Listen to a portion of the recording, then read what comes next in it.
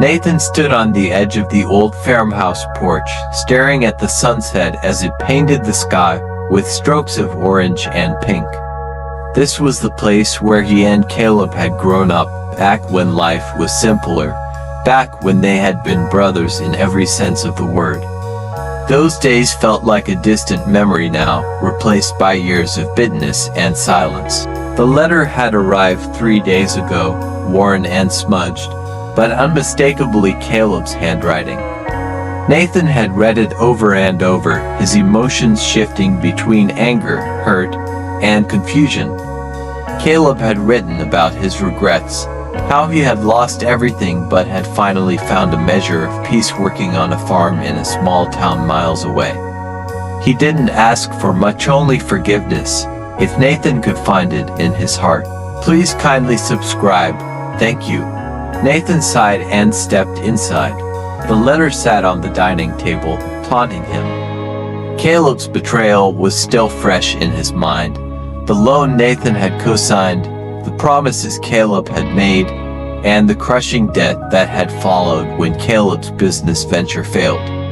Then Caleb had vanished, leaving Nathan to pick up the pieces. Some wounds don't heal, Nathan muttered to himself. That Sunday, Nathan attended church as usual, more out of habit than conviction. The pastor began his sermon on the parable of the prodigal son, speaking of a father's unwavering love and forgiveness for his wayward child. Nathan's chest tightened. He tried to push the words aside, but they stayed with him. Forgive as the Lord forgave you. By the time he left the service, Nathan knew what he had to do. The drive to Caleb's town was long and quiet, giving Nathan too much time to second-guess himself. Was this a mistake? What would he even say? By the time he pulled up to the farm where Caleb worked, his nerves were frayed. Caleb was in the field, his back bent as he loaded hay onto a truck. He looked older, thinner, and tired. Nathan stepped out of the car, and Caleb froze, his hand tightening around the pitchfork he was holding. Nathan, Caleb's voice was hoarse, almost a whisper. Nathan nodded, and sure of what to say, the silence stretched between them, heavy with unspoken words. I didn't think you'd come, Caleb said finally, setting down the pitchfork. His eyes were filled with a mix of hope and fear.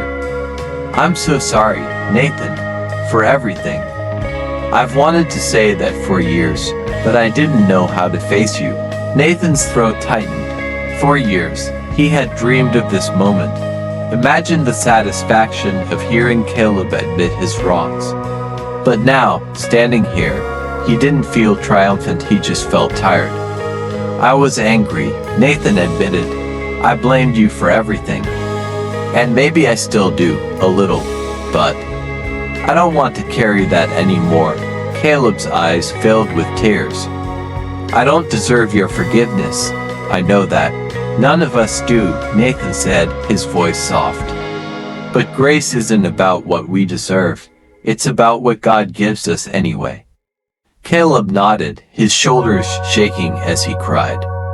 Nathan stepped forward and pulled his brother into an embrace. The years of pain and bitterness melted away in that moment, replaced by a fragile but genuine hope. When they returned to the farmhouse together a week later, their parents wept at the sight of their sons reunited. Life didn't instantly return to what it once was, but each day brought small steps toward healing. Caleb worked alongside Nathan in the family business, proving his commitment to change. One evening, as they sat outside the farmhouse watching the sunset, Nathan turned to Caleb. You know, forgiveness isn't just about you. It freed me too. I think that's what God wanted me to understand all along. Caleb smiled. Thank you, Nathan, for giving me a second chance. Nathan placed a hand on his brother's shoulder. We all need one. And as the sun dipped below the horizon, they both felt the weight of the past finally lift, leaving room for a brighter future. The end. Please kindly like and subscribe. Thank you.